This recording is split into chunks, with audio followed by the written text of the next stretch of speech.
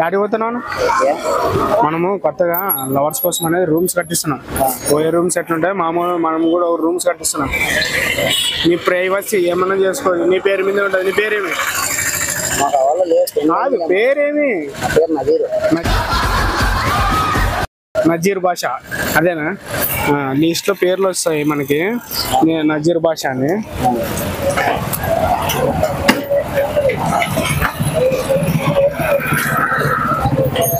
నీ పేరు మీద రూమ్ కట్టిస్తాను. నువ్వు ఎవరికన్నా ఇచ్చుకోవచ్చు.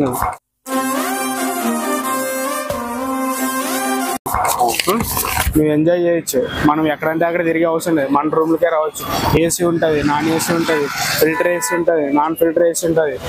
అసలు నా గురించి ఏమనుకుంటున్నారా మీరు?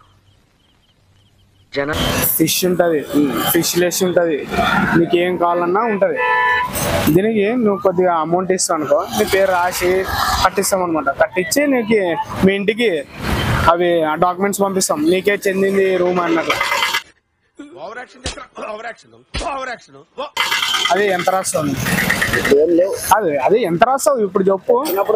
కాదు ఎప్పుడు వస్తావు? కాదు ఆగు పోవద్దు.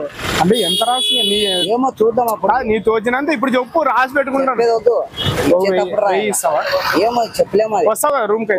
వచ్చేది తిరిగేది. రూమ్ కి వస్తావు కదా?